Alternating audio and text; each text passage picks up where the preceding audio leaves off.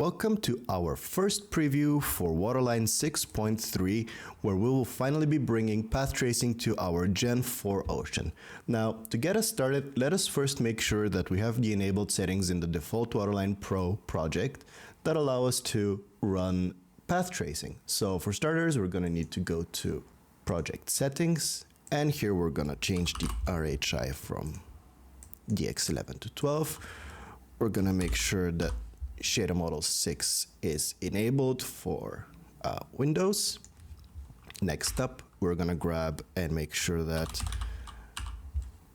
ray tracing is enabled. Support hardware ray tracing. Let's just make sure we're seeing all the options here. We're going to enable all of these because why not? And it's looking pretty good.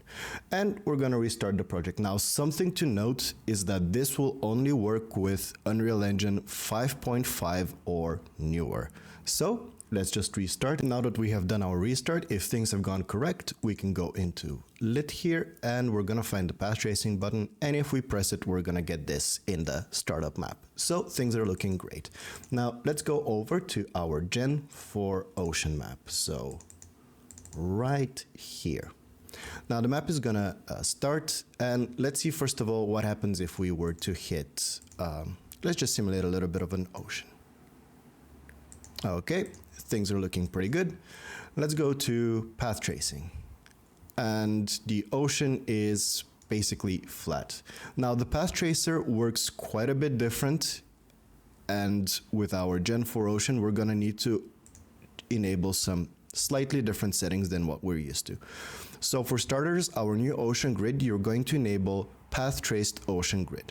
Just be careful, because when we enable this, a lot of the usual optimizations that we applied during our regular ocean grid will be gone. So the ocean is going to get quite a bit heavier to run. But if we enable it, we're seeing that we're getting some horrible holes. Let's just disable the underwater for now, but our normals appear broken. To fix these, we're going to need to open up our water surface material and search path tracer water. We're going to enable this, and there we go. Our ocean now is looking correctly. Now, something that you should know is that this is pretty much a brute force method for calculating the ocean surface. And what that means is that under certain circumstances, you're going to see these little triangles. The good news is that we can push enough triangles with our new ocean system to basically eliminate these. The downside, of course, is that because we're in path tracer mode, that these are much heavier to run than usual. As such, some projects might still use the Gen 3 Ocean with path tracing. That is a much lighter version, and in some parts can produce better looking visuals. But right now, let's see what happens if we increase something like the density factor, but rather let us simulate just a single cascade for now. So we're gonna run the ocean simulation. I'm gonna go scroll down and just quickly disable this. And there we go. So we can see a bit better what's happening. We're gonna pause this, move the camera a bit to refresh the viewport, and there we go. So let's see, let's try increasing the density factor to something like 2, maybe 3. Now, the maximum you could go is 4. Just be very wary that you're gonna need a very, very powerful machine to go to 4. In this case, we can see that we have reduced the triangles, but we're still getting some pixelation. And that is because at this point, we're running into a bit of a limitation of the ocean simulation that we're currently using. And that makes sense. When we scroll down to ocean simulation, we're only running a 512 by 512, and it is a baked ocean simulation in this default sort of map. So what we're gonna do is change this to a full-on FFT simulation, and we're gonna change it to 2K. Now, to make things a bit more clearer to understand, we're gonna disable the micro displacement, and let's go for live ocean.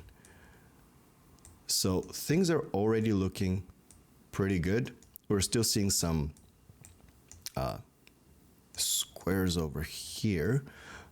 Let's just flatten out the ocean. Now, something that's happening right now is that unless you're moving the camera, the viewport will not refresh. So in a way, the sort of frames are gonna start getting accumulated. So we do need to wiggle the camera a bit to see what's happening in path tracer mode. But something I want to do is just basically flatten out the ocean a bit to maybe something like 2 and 3, and there we go. And now if we hit the pause over here, we can see what's going on. And overall, things are looking great. We can maybe bump the density factor to something like 4. If performance starts getting too low, and right now we're just kind of testing this, so we can lower the quad distance factor to something like 6. And this will free up basically more memory for us to increase the density factor and just get a better looking preview. Now, things are gonna get pretty slow at this point, and there we go. This is all pretty good, but we can still see that we're not getting nice clear reflection. So let's drop the density factor back to 3, and things are gonna get a bit speedier.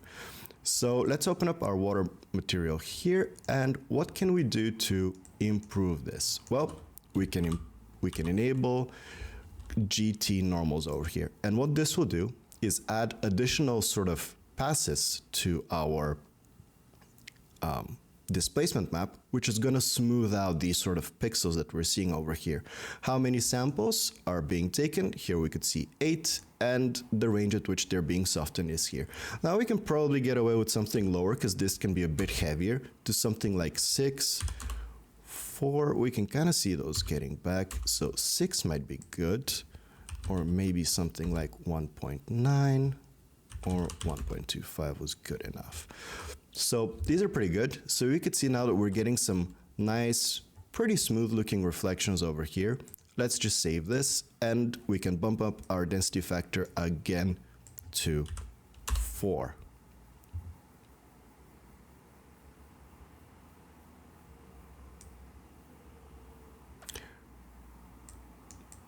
Now at this point,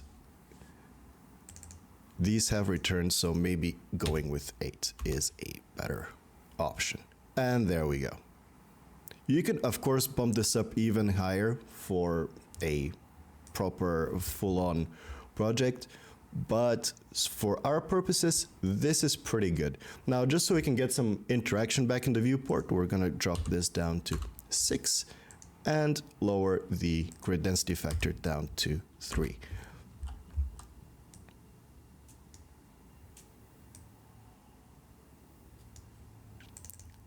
Or actually even disable ground truth normals altogether. So we're actually seeing how things are. Now this was pretty much for extreme close-ups of the water surface. If you're a bit higher up, you don't really need this. You could see the sort of background grid over here because we lowered our distance factor to 6. We generally recommend something like 11 to really push it far out. And then normally something like atmospheric fog will overtake, will eliminate the effect altogether. Now, something else to consider is what happens if we have multiple ocean simulations running. This is the whole point of the Gen4 Ocean actor. Up until this point, you could pretty much, if this is the workflow you're after, you could pretty much get away with using the Gen3 Ocean with path tracing, which is a separate tutorial that will be linked in the description that you can kind of have a look at. So we've kind of enabled our second cascade back in, and let's run our ocean for a little bit and pause it, and oh dear. Well, we have our little squares back. So what's all this about? Basically, what's happening is that we are once again running a very low-res sim over here for our second cascade. You can see it's only 64 by 64. So we want to ideally crank this as high as possible, something like 2K. But let's see what happens if we...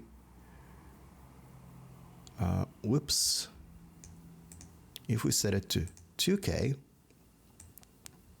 and start running the simulation. Now, these are pretty high-end settings. This is something for like movies.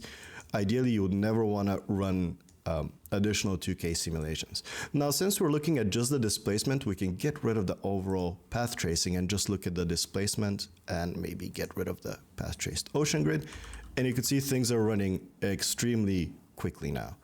So let's simulate our ocean, and our massive waves have basically disappeared. Now we could kind of see what's happening if we go to ocean simulation, ray traced height, and hit this little folder, and we could see where the render target for our Cascade 2. Let's just sort of place that here so we could see, and let's scroll all the way down back to it. Now when it was at 64, you could see that we're rendering some really big waves, and well, you could see them being mapped here. But as soon as we increase the resolution, well, they're kind of still there, but in the grand scheme of things, they're pretty small. So we do need to increase the scale of these waves. So what we're going to do is make some adjustments to the FFT simulation here. So this is the material for it. Let's just move it side by side over here so we could kind of see the changes that we're going to make to the simulation applied to the render target itself and by extension to the overall displacement. So in this case, there's something pretty simple that we want to do is maybe adjust the FFT offset scale by 0.1. Oh, you could see things are getting a bit better. 0.5, even better. What about 2? We're pretty much there. You could see that we've kind of lost a little bit of that stretch, so maybe we can make some adjustments to the overall offset.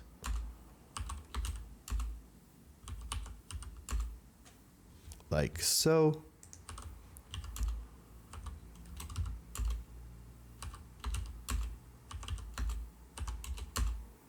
This is pretty good and pretty close to what we had before.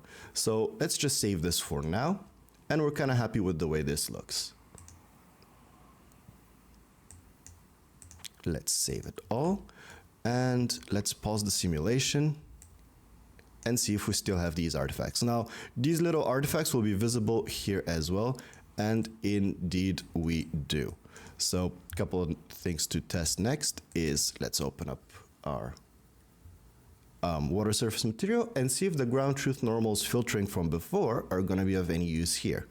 Let's enable this, and yeah, they seem to have helped a bit, but not as much as we would have liked. So something else that we could do is actually bump up the format of this render target. So we need to open it, and traditionally our ocean, just for the sake of performance, we use a RGBA 16F compression, but in here we should change it to 32 to really get the most of the simulation and displacement. Let's save this. Now this is gonna be a bit performance heavy, so let's run the ocean again, pause it, and you could see that those errors from before are pretty much gone. We're getting a full-on all 32-bit displacement map, and yeah, traditionally you wouldn't see these because the geometry of the ocean is going to be larger, the polygons of it are going to be larger than the pixels of the simulation, of the display simulation, so the errors wouldn't be there. But in this case, we're kind of brute forcing the whole thing, and this is why they're starting to make an appearance again. So right now, if we go into path tracing, live ocean, we may need to, oh, right, we disabled the path traced ocean grid.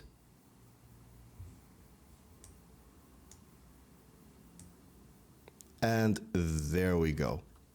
We're getting everything looking pretty smooth. And if we want full on, we can enable the ground truth normals. We're just gonna do this temporarily because the performance cost of these is pretty high. Ideally, these are some settings that you should enable right before rendering or capturing an image.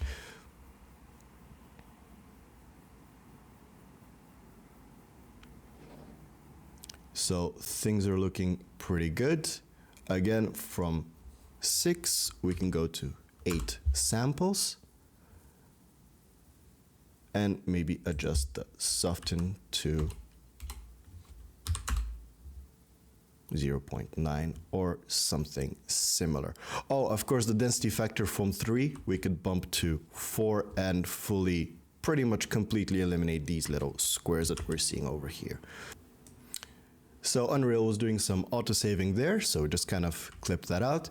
But overall, this is how you can get some really high quality cinematic looking ocean. So this is pretty much how you enable it and can get rid of a bunch of the typical sort of most common issues. So next up, let's look at some of the new parameters and how you could use them. So when you're in path tracer mode for the water material, there are a handful of new parameters or parameters that work a little bit differently. Whoops, let's bring back our ocean.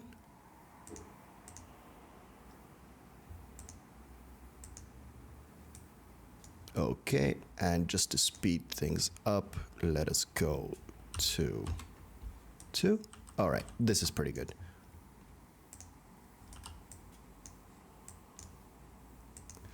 So if we search for or type in path, we're going to see some new parameters over here. One is path tracing color boost, and what this will do is bring in some of that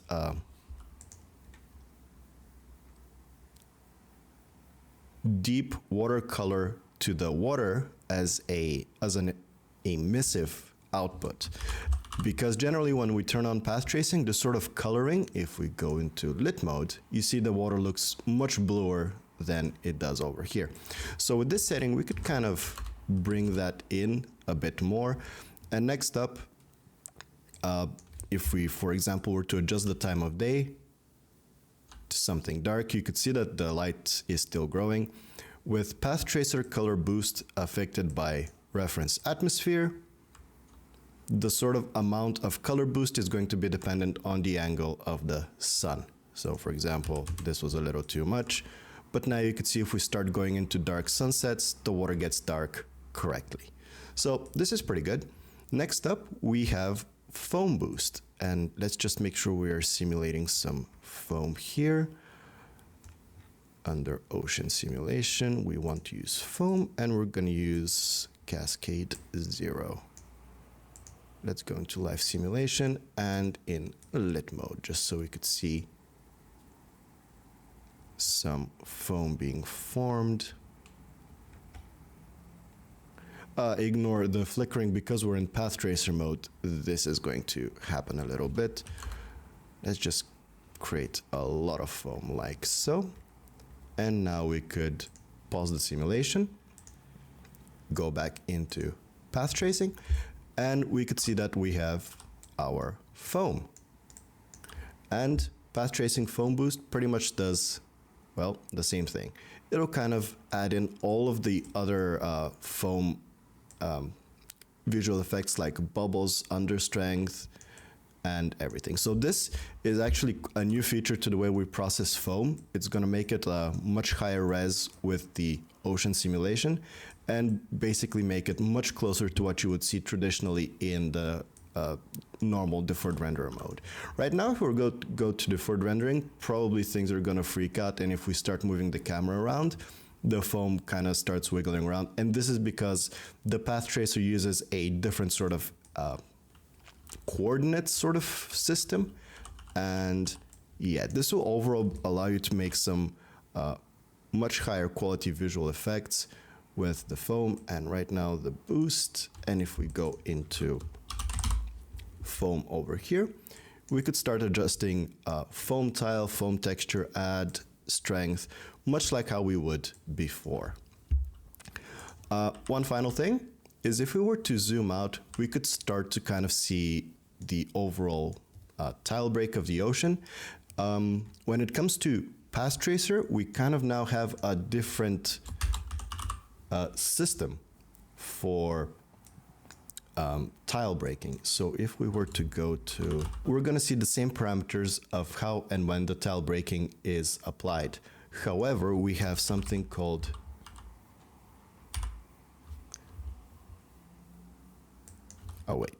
we need to enable ground truth normals. We're going to set the samples to 2. And next up, path tracing, tile distortion power, and scale. And what this does is basically it adds an additional sort of like a noise texture that will distort the overall ocean. Now this can look a little bit worse in viewport than it does during play or when rendering. It has to do with the whole sampling of position and having the track actor and camera tracker set up correctly. But overall, if we were to really increase this, you could kind of see how it gets applied. We can adjust the scale of it so it's a lot more noisier, and boy did it become noisy. So something like 0.1, like so, and adjust these two parameters. Next up, if we were to go to ground truth, tile break, blend, and offset, we can kind of control how far this sort of effect kicks in and how it smoothly blends with the camera. So over sort of aerial shots, this can be a pretty good tool to break up the overall patterns for the path traced ocean. Next up, let's just quickly talk about underwater visual effects with path tracing, and these aren't fully supported yet, but they do work on to some degree. So for example, we've kind of made some changes to our water surface material. So let's get down here and enable underwater surface over here. Now we're gonna lower the density factor to something like 0 because we'll be mostly underwater, but also in this case, this will double the geometry. So let's enable it and see that everything just kind of broke. And that is because in this case, we're gonna have to use the underwater stencil only mode for this, in which case, if we look up, only some things broke. Basically what it means is that our underwater surface and our water surface up top are mismatched. And why is this? Well, we enabled a bunch of ground truth parameters over here for our water surface material. So we're basically going to have to enable these for our underwater surface material over here. So if we go to ground truth normals, let's enable these, and we could see that most of our issues briefly went away, but let's adjust the samples to what we had over here to 2. Next up, let's set our distortion to what we have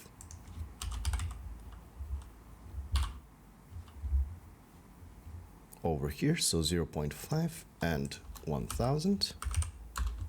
100,000. There we go. You could see things are getting there. So let's see, what else did we adjust? Also need to make sure that path tracer water is enabled over here. And we could see that pretty much since our settings between the surface and underwater surface have been synced, it's now working as expected. Now we're still getting a little bit of noise. So in the underwater surface material, we're gonna search for mesh, Z offset, and basically give it a small adjustment of, let's see, something like 1, or rather -1, tends to fix it. And there we go. Now there is a bit of a limitation that when looking up, we still can't see through the water. This is something that you should be aware about as we are, and we're trying to fix this, but it could be a limitation to the path tracer itself and how it handles translucent objects. So maybe it's something that we could revisit in a future update. But for now, if you want underwater effects, this is pretty much how you do it. And now as for the underwater itself, you could drive these from the underwater post-process material itself. So adjusting this sort of anisotropy of the underwater fog, and so on and so forth. Now, at this point, it's worth noting that we only support the underwater fake volumetrics. The real true underwater volumetrics are still not supported with the Gen4 Ocean actor. This is something that we hope to introduce in a future update. A few notes to make, and these are more like general quirks with the path tracer. If you want to get some higher quality overall sky, you're going to need to find your post-process actor in your level. Make sure it's unbound, and search for reference atmosphere. Now, if we enable this, the atmosphere itself is going to be injected in the path tracer, but also a great big white plane is going to be created. So to fix this, we're simply going to grab our ocean actor, and let's just get close to the center, shift it up so we can't see this plane. So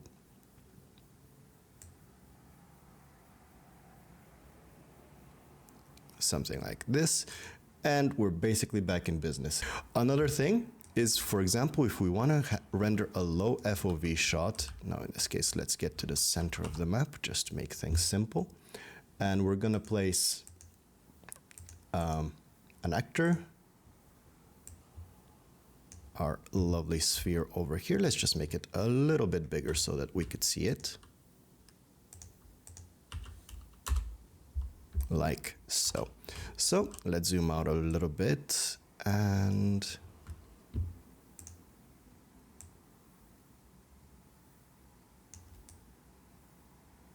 there we go. So something that you may have noticed is that those triangles of the ocean are now much bigger. So how do we deal with it? We're already at the grid density factor of 3, and let's face it, 4 isn't going to do much for us over here. Well, there is a workaround. So we're going to need to go into our water surface material. Now this has to do with the displacement. So if we make changes here, we're going to have to make it to the underwater surface as well if we're using that. So we're going to search for override camera position, and that is basically the ocean grid will stop sampling our camera's position and allow us to manually input a camera position. Now currently the sphere is pretty close to the center of the map, so the default values of 000 over here are going to do a pretty good job. Let's just wait for everything to render out. And what this does is basically it tricks the water into thinking that the camera is over here. And in turn, it will generate the higher quality mesh, as you could see, right around our point of interest. And there we go. Things are looking quite a bit better, although right now it's at 000, so we should probably specify the position of the sphere itself. So for R we have -460, for green we have 1170, and height we have 143, and things are looking even better. Other thing is that the current normal calculations that are being done, let's get close and personal to our sphere, is done in screen space. And that means it can produce some issues when we start to render things like reflections. So let's set up a really fast sort of metal material over here, metallic 1, specular 0, roughness 0, apply, and place this material onto our sphere. And things are looking pretty good. They're looking even better though than we would have expected. But let's see what happens if we get the camera real close. We're getting a little bit of a sort of black square. And normally this isn't too much of an issue, like you need to be really close at the moment to sort of see it, but it's there, and under normal circumstances it's pretty much impossible to see. But what if we really want to get rid of it? Well, we also have a workaround for this, and that is if we go into our water surface material, open it, and let's search path again, and we're gonna see path tracing off-screen normals. And this is a sort of a fallback set of normals that we use whenever something has to reflect the water off behind the camera. So right now the water here is being rendered, so it's good to be reflected. But if we set this to something like, let's say 0, you could see that the issue is pretty much gone, although our normals now on the ocean don't look as good as before. We can go back to this, and they're correct.